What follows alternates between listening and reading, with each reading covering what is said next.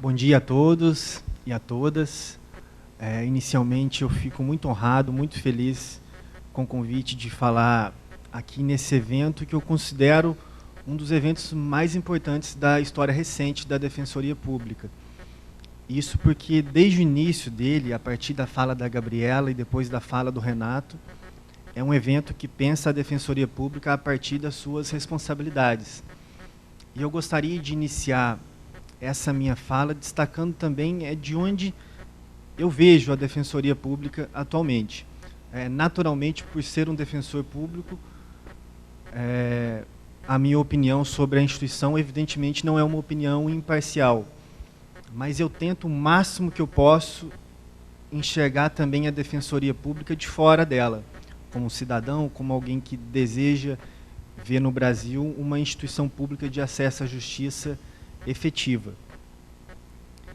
E nós temos esse papel, então, de não pensar a Defensoria Pública exclusivamente de dentro dela.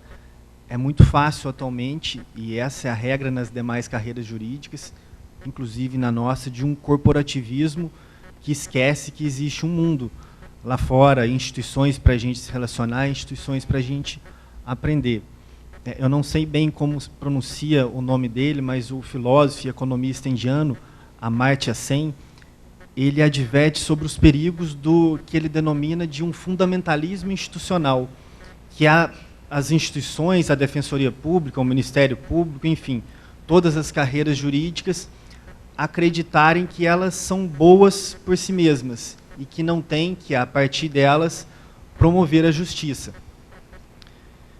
Então, a Defensoria Pública ela foi, aos poucos, e desde o seu nascedouro, sendo considerada, digamos, a Miss Simpatia das carreiras jurídicas. Todo mundo adora a Defensoria Pública é bonitinha, ela é agradável, ela não incomoda tanto, dá uns trocadinhos para ela no fim do ano, para o seu próximo orçamento, e a Defensoria Pública continua dessa forma. Mas a história recente tem demonstrado uma outra Defensoria Pública que tem nascido. Talvez a partir dos 3 ou os últimos 5 anos, tem sido criada uma defensoria nova, uma defensoria pública mais proativa. Então, feito esse esclarecimento, embora o tema da minha fala seja a audiência de custódia, e para mim seria muito interessante divulgar a audiência de custódia como uma maravilha, como uma solução dos grandes problemas do encarceramento. Eu escrevi um livrinho sobre a audiência de custódia, é um tema que a Defensoria Pública deu um papel imprescindível. Então, seria muito bom para a gente dizer, olha, a audiência de custódia vai resolver o nosso problema. Só que ela não vai resolver o nosso problema. O mesmo juiz que analisava de forma cartorial o papel é aquele juiz que vai estar na audiência de custódia e, muitas das vezes, indisposto e descontente por estar ali, de certa forma, obrigado. A audiência de custódia não nasce como um voluntarismo do Poder Judiciário, muito embora ela tenha se tornado uma pauta nacional a partir do CNJ. E eu classifico a audiência de custódia como uma vitória raríssima dos direitos humanos no Brasil. Basta olhar hoje para o nosso Congresso Nacional, para o Poder Executivo, para o Poder Judiciário, e é incrível que a audiência de custódia tenha se sagrado vencedora nesse ambiente jurídico e político. Então, por acreditar que, a partir dela, nós não vamos conseguir alterar a realidade, eu preparei a minha fala, e é uma fala que eu apresentei recentemente também para os colegas do Rio Grande do Sul, nos slides que eu vou mostrar, mas é uma fala que lá eu conversei com eles por mais de 3 horas. Então, resumi bastante, eu vou ter 30 minutos no máximo para conversar com vocês. Não vou falar tanto da audiência de custódia. Se tiver alguma dúvida depois, aqui a gente tem na plateia um colega que trabalha exclusivamente com as audiências de custódia aqui no Maranhão. Maranhão foi o berço da audiência de custódia no Brasil. Antes do projeto piloto do CNJ já havia uma resolução do Tribunal de Justiça do Maranhão. Então eu decidi denominar essa minha fala de audiência de custódia, sim, porque é uma questão que a gente tem que discutir, mas principalmente a responsabilidade da Defensoria Pública diante do encarceramento em massa. E eu sei que a maioria de vocês, ou talvez todos, já conhecem as estatísticas e os dados atuais sobre o encarceramento no Brasil. Mas vamos ver rapidamente. Bom, nós temos dois dados oficiais, que são os dados do CNJ e os dados do Infopem. Não tem uma diferença substancial entre eles. Basta dizer que hoje nós temos mais de 600 mil presas. O número de vagas no sistema é de 357. Nós temos 41% de presos provisórios. Existem alguns estados, como Sergipe, 76%, Piauí, 68%, Bahia, 64%, e o Amazonas, onde eu trabalhei 2 anos como defensor, 63%.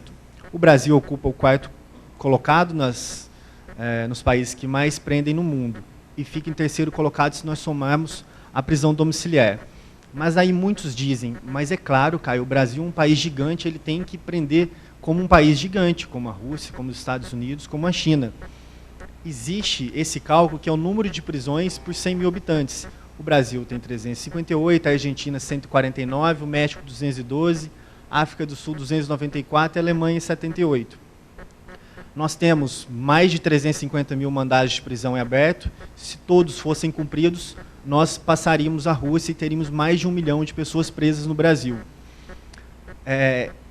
Para acelerar esse momento de estatística, os últimos dados do Infopem, de junho de 2014, entre 1995 a 2010, e é o único período que se consegue fazer esse cálculo, entre os 50 países que mais encarceraram no mundo, o Brasil ficou em 2º lugar, perdendo apenas para a Indonésia. Esse item 2, para mim, é o item mais dramático e é o item que dispensa comentários. A variação da taxa de aprisionamento entre 2008 a 2014, entre os países que mais prendem no mundo, vejam só, os Estados Unidos reduziram em 8% a sua taxa de aprisionamento. A China reduziu em 9%, a Rússia reduziu em 24% e o Brasil aumentou 33%. E nós convivemos diariamente com um discurso que não é uma prosa de taxista, é uma prosa de pessoas do mundo jurídico, que nós prendemos pouco no Brasil, que nós temos uma impunidade no Brasil. O crescimento da população brasileira de 2000 a 2014 foi de 16%, e o crescimento da população prisional de 161%. Ou seja, nós prendemos numa velocidade 10 vezes superior a que as pessoas nascem no Brasil.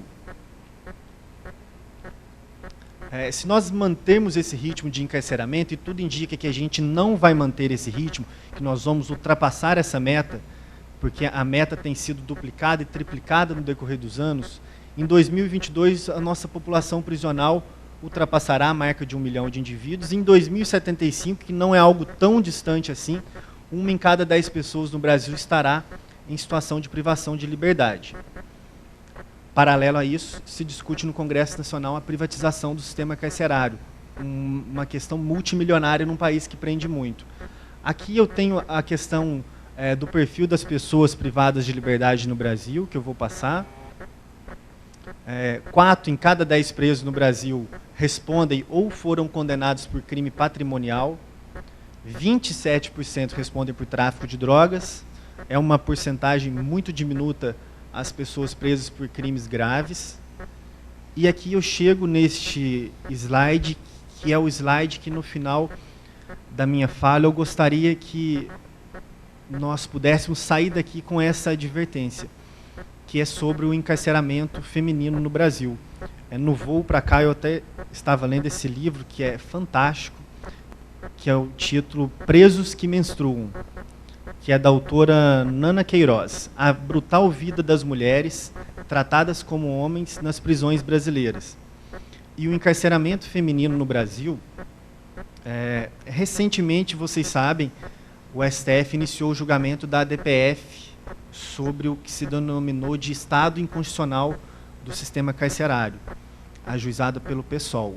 E o Daniel Sarmento, um dos maiores juristas do Brasil, na petição inicial ele classifica a questão carcerária como uma questão mais grave de violação de direitos humanos no Brasil contemporâneo. A questão do encarceramento feminino ocupa um lugar de destaque nesta questão da violação dos direitos humanos sobre a questão carcerária. Vejam só, o número de mulheres presas no Brasil em 2000 era de 5.600, O número de mulheres presas em 2014 é de 37.300. Entre 2000 a 2014, entre homens e mulheres, a população carcerária subiu 119%. Feito o filtro apenas no encarceramento feminino, o aumento foi de 460%. E o Infopem de 2014, ele termina com essa advertência.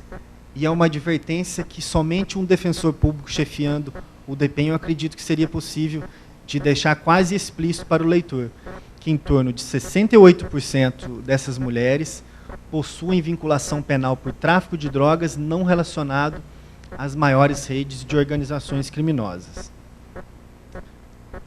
E fica essa questão. Existem culpados pelo grande encarceramento no Brasil? O clima de cortesia institucional, de quase um adestramento, de simpatia com as demais carreiras, nos leva a acreditar que o culpado é um sujeito denominado sistema. Todos falam que a culpa é do sistema, que o sistema produziu no Brasil essa taxa alarmante de encarceramento. Mas isso não é verdade. Existem, sim, culpados pelo encarceramento no Brasil. Todos os presos do Brasil estão lá com uma ordem judicial. E o Poder Judiciário no Brasil, ele precisa, sim, passar por um recalde de constitucionalidade, por um recalde de nova mentalidade. E a Defensoria Pública tem esse duplo papel, que é, de certa forma, promover uma educação externa em direitos humanos, promover esse diálogo cada vez mais próximo com essas instituições. Eu concordo com o Renato, não adianta apenas a gente ficar gritando e divulgando esses dados. Nós precisamos agir de alguma forma para diminuir esse estado de coisas que vai se avançando. E com isso, fica também essa questão: qual a responsabilidade da Defensoria Pública diante desse cenário? Afinal de contas, o que nós podemos fazer ali no nosso dia a dia? A partir da minha experiência como defensor, que não é uma experiência tão longa, eu sou defensor público há pouco mais do que 2 anos, mas foi uma experiência muito intensa. Trabalhei em 2 regiões com índice de encarceramento muito grandes, que foi em Manaus, fica na região da Tríplice Fronteira, um tráfico de drogas muito intenso, e agora em Guarulhos, igualmente com o problema do tráfico internacional de drogas. Então, eu elenco, humildemente, a partir do meu olhar sobre a Defensoria Pública e o sistema de justiça criminal, algumas questões que eu não só acho que nós possamos fazer, que vai auxiliar, mas algumas eu pude ver na minha prática, arriscando e tentando, e descobrindo que, mesmo em casos isolados, eu estava conseguindo uma mudança de entendimento. A primeira questão, que é uma das grandes questões deste evento, é o atendimento célere a presos provisórios. A audiência de custódia surge num contexto de humanização do processo penal. Nós criticamos o Poder Judiciário por não ver o preso, mas nós também, muitas vezes, não vemos o preso. Nós vamos encontrar o preso na audiência de instrução e julgamento.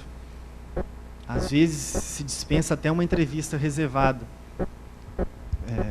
Tem réu que não entende o que acontece numa sala de audiência. Você encontra com ele depois. Eu não sabia quem era meu defensor, quem era promotor. Eu saí de lá, não sei nem quanto que foi a minha pena, quando que eu vou sair daqui. Então, a primeira questão, atendimento célere a presos provisórios, que fica totalmente linkada com essa questão B, que pode parecer um pouco engraçada, mas não é, que é contra a petição modelo. Nós não vamos conseguir mudar um país que prende 600 mil pessoas com petições modelo de liberdade provisória. Recebo o flagrante agora, 10 horas da manhã, e meio-dia, por desencargo de consciência, está lá a minha petição de liberdade provisória, com um precedente do tribunal, um precedente do STJ, um precedente do STF, sem contar o que aconteceu no caso. Enfim, uma petição modelo, o Ministério Público Federal vai apresentar o seu parecer contrário modelo, o juiz vai decidir com a sua decisão modelo, eu vou impetrar o meu HC modelo, o desembargador vai pedir as informações, não vai conceder a liminar a partir de uma decisão modelo, feita pelo parecerista modelo, seu assessor. o juiz vai prestar as informações modelo, e assim nós vamos chegar até o STF, que vai decidir a partir dos seus precedentes modelos. Então, nós precisamos, é algo que eu denominei de humanizar o nosso pleito de liberdade.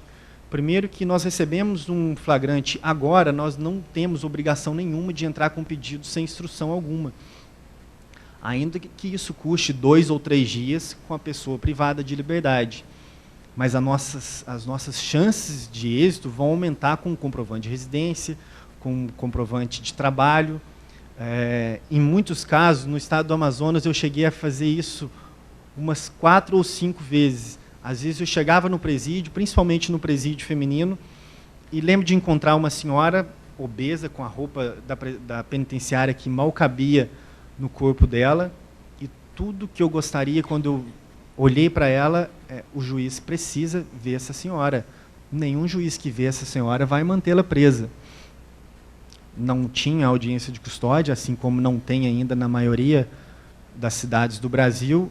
Eu decidi, eu vou tirar uma foto dessa senhora, vou colocar em colorido na minha petição de liberdade provisória. Então, síntese do processo, a fulana foi presa no dia tal, por tráfico de drogas, por isso, por aquilo, e essa é a Dona Maria. Coloquei as fotos dela, com aquela roupa torando o braço dela, aí a liberdade foi conseguida, porque às vezes o humanismo está escondido lá no íntimo mesmo de um juiz, de uma juíza, e a gente tem esse papel talvez de buscar esse humanismo que está escondido no Poder Judiciário. E a questão das medidas judiciais, que eu acho importantíssima, mas não dá para avançar aqui agora, é uma atuação integrada entre as categorias, que é a expressão que a gente usa na DPU, entre quem atua na primeira instância, quem atua na segunda instância.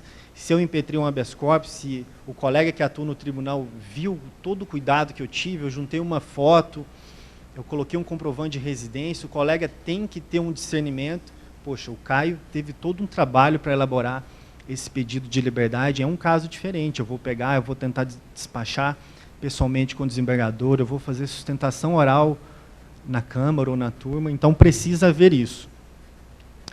Aqui eu denomino de medidas extrajudiciais, publicidade e constrangimento. Primeiro, produção de estatísticas locais. A média nacional de presos provisórios é de 42%, 43%. Eu não tenho a menor dúvida que tem cidade com quase 100% de presos provisórios. Eu trabalho em Guarulhos, e até coloquei ali embaixo o caso teste da DPU Guarulhos. Em Guarulhos, com o aeroporto internacional, o nosso dia a dia quase se resume a defender as denominadas mulas do tráfico, que chegam ou ingressam no país com droga. Os estrangeiros, ou inclusive os nacionais, são mantidos presos desde o flagrante até o início da execução da pena. E nós começamos uma estatística que vai pegar 2014 e 2015. Pelo que já foi coletado até agora, nós vamos chegar num índice de 94% de encarceramento em Guarulhos. Isso significa que aquele tópico anterior das medidas judiciais nem sempre é o bastante. E por isso que agora a gente vai partir para essa tática, talvez, de guerrilha, de constrangimento e de publicidade, para demonstrar para a imprensa, CNJ, coloquei aqui também a questão da proteção internacional dos direitos humanos. O sistema interamericano e global de direitos humanos, eles não trabalham exclusivamente com a judicialização das questões. Tanto a ONU quanto a Comissão Interamericana de Direitos Humanos, com muita frequência, eles emitem não algumas recomendações, mas uns avisos de alerta. Olha, a situação, digamos, a situação em Guarulhos, o Poder Judiciário brasileiro, a situação em Guarulhos está alarmante. Vocês precisam se reunir com esses juízes para ver o que vocês fazem na sua localidade. Então, cada um de nós, a partir da nossa realidade local, nós podemos, sim, tentar mudar isso de alguma forma. E coloquei o terceiro bloco dessas questões, que denominei de medidas políticas, que é a atuação legislativa e judicial de âmbito nacional e internacional. O primeiro deles, a acompanhação de projetos de leis com elaboração de nota técnica. A Defensoria Pública hoje, isso não é uma crítica generalizada e nacional da Defensoria Pública. mas ela tem uma dificuldade de firmar opiniões institucionais. A Defensoria sofre, talvez, um pouco de um déficit ideológico que deveria projetar ela como uma instituição que sabe a que veio. A Defensoria Pública, isso é natural, a Defensoria Pública hoje está ameaçada no Poder Legislativo, está ameaçada no STF, com a questão da autonomia. Então, ela se vê num ambiente muito hostil, em que ela deve medir os seus passos. Se eu fizer isso, eu vou desagradar aquilo. Mas isso tem que passar logo. O Ministério Público, na área penal, eu considero o Ministério Público uma espécie de um litigante organizacional. Ele tem pautas nacionais. Ele tem a opinião institucional do Ministério Público. Vejam o sucesso das 10 medidas contra a corrupção. E as nossas medidas contra o encarceramento? Nós podemos aproveitar esse sucesso, talvez até midiático, do Ministério Público, que, por um lado, tem um excesso que nós não devemos cometer também.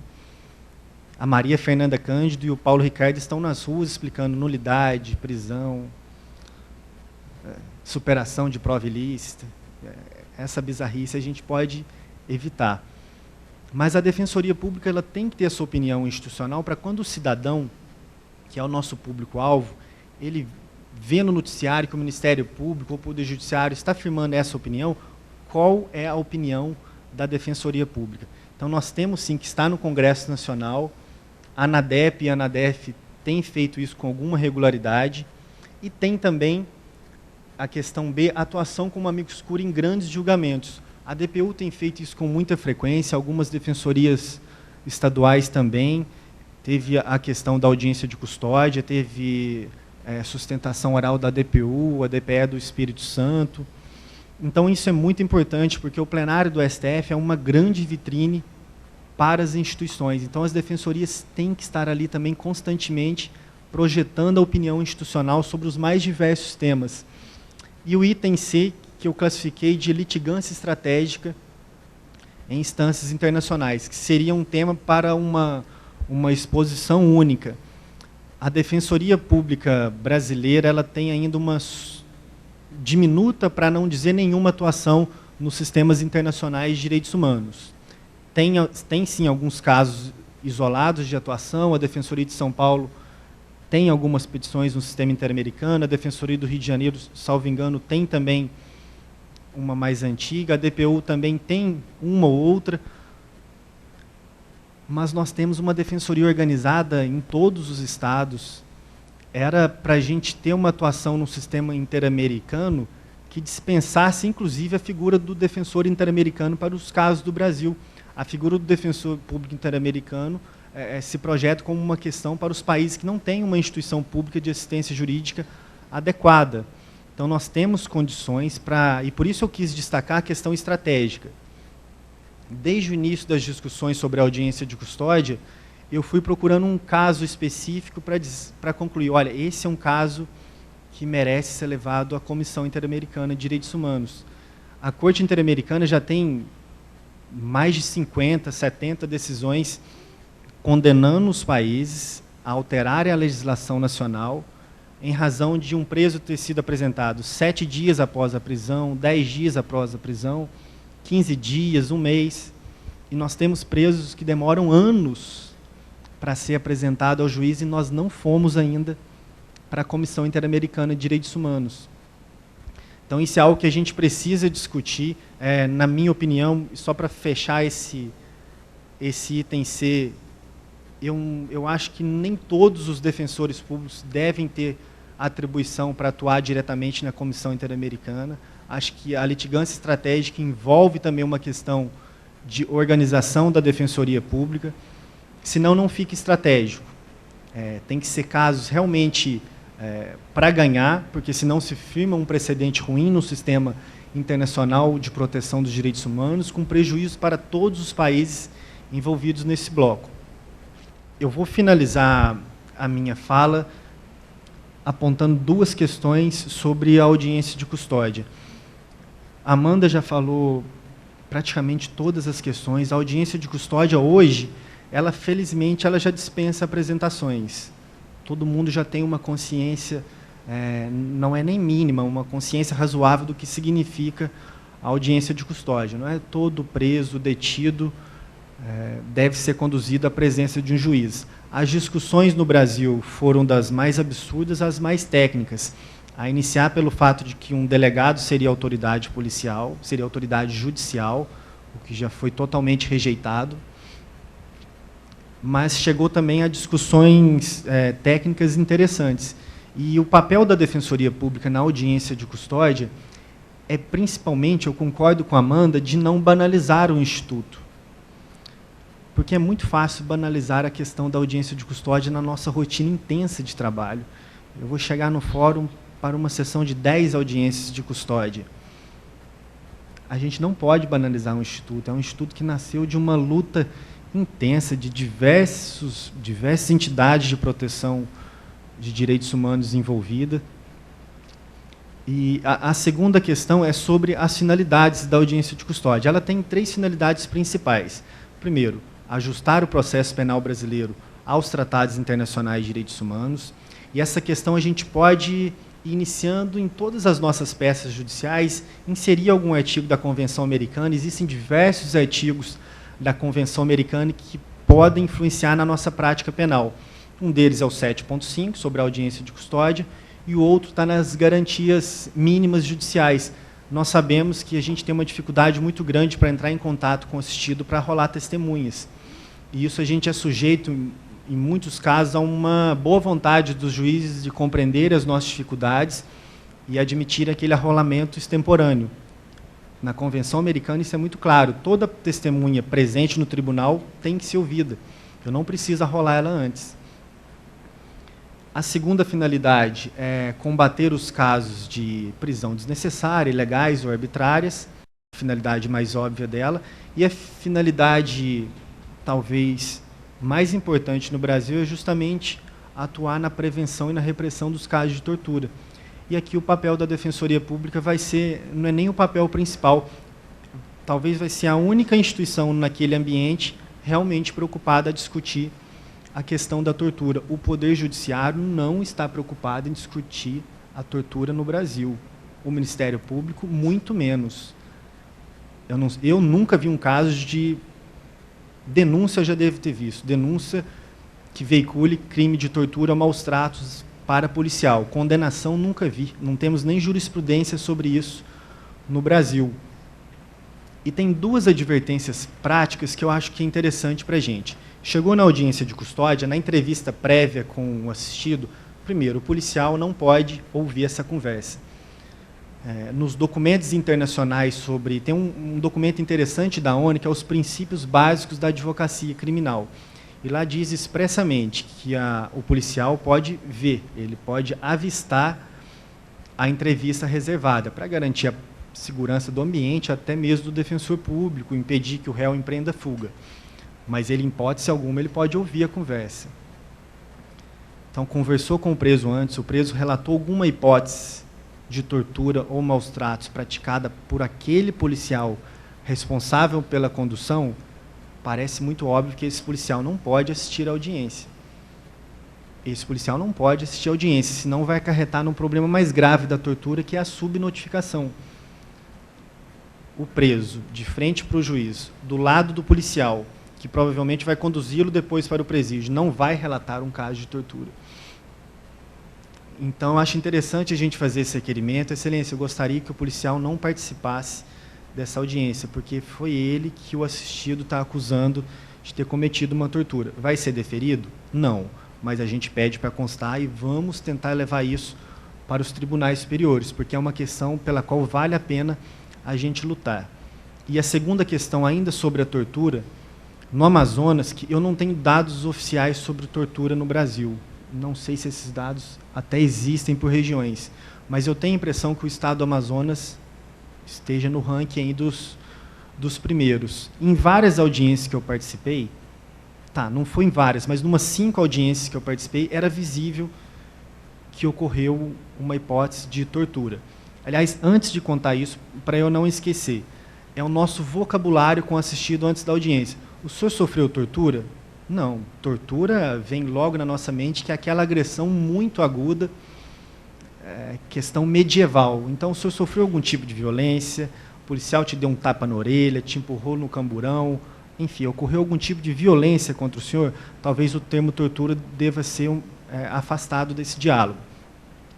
Mas, voltando naquela questão, o Ministério Público, nessas audiências que eu notei a questão da violência, em uma audiência foi muito significativa, que o preso tinha um inchaço muito grande na orelha, e ele começou a relatar para o juiz que foi, sim, sofreu muita violência policial, ele estava super à vontade, porque não era o mesmo policial responsável pela condução. O Ministério Público Federal interrompeu ele e disse: o senhor está ciente que existe um crime no Código Penal, classificado de denunciação caluniosa com uma pena altíssima? Se o senhor estiver mentindo, vai responder por um crime gravíssimo.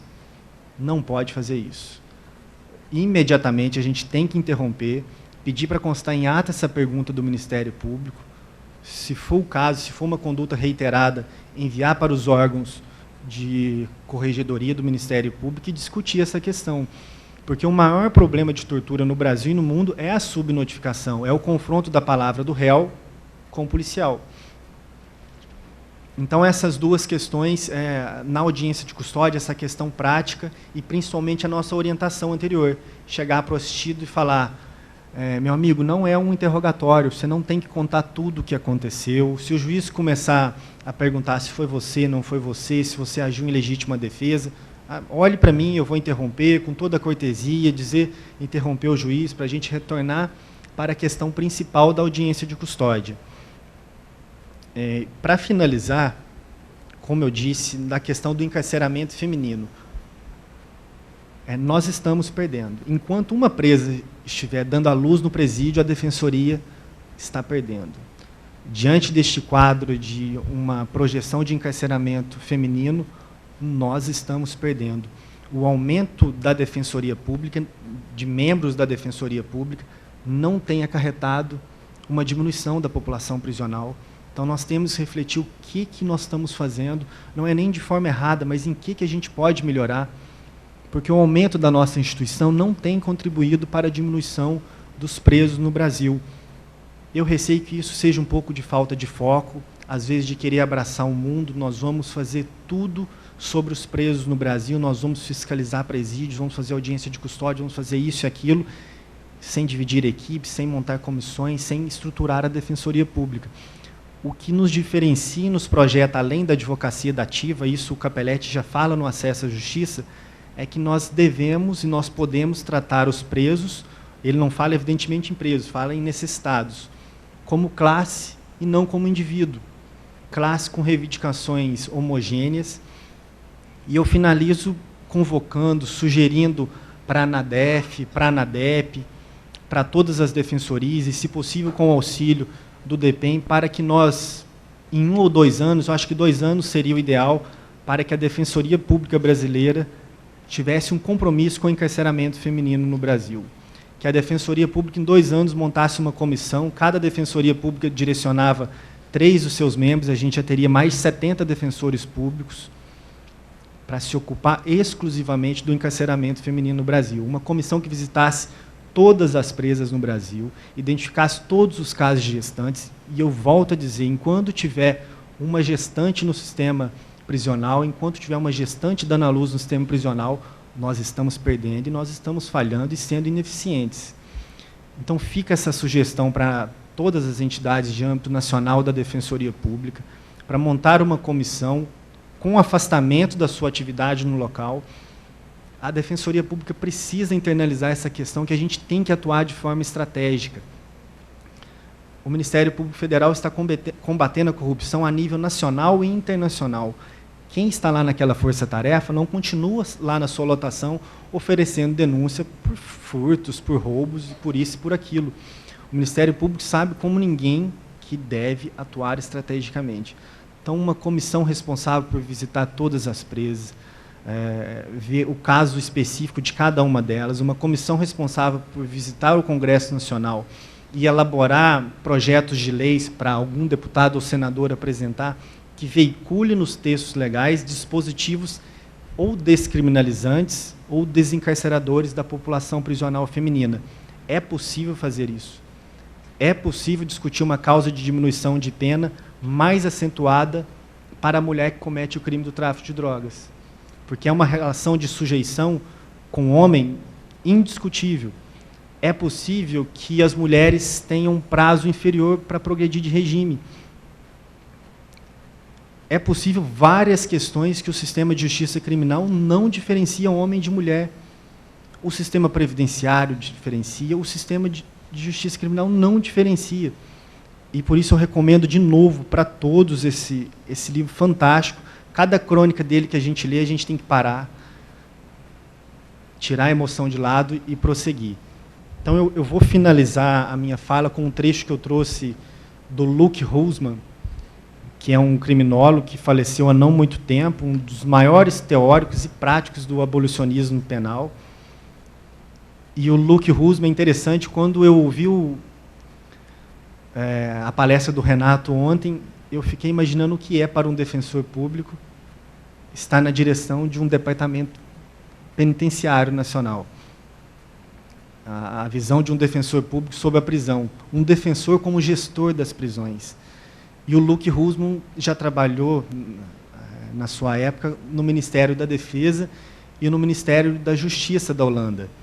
E ele conta que ele foi responsável, durante muito tempo, por avançar internamente na questão de livramentos condicionais, ou seja, internamente ele conseguiu, não acreditando naquele sistema, contribuir para a diminuição e a redução de danos.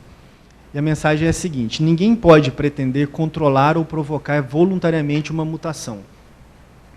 E muita gente tem razão ao dizer que de onde está não pode fazer nada ou quase nada.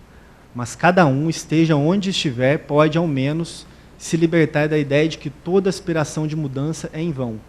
Toda pessoa que, no mais fundo de si mesma, rejeita como mal um certo estado de coisas, pode fazer frutificar interiormente como uma força positiva seu desejo de mudança e viver, como diz o apóstolo, nesse mundo sem ser deste mundo.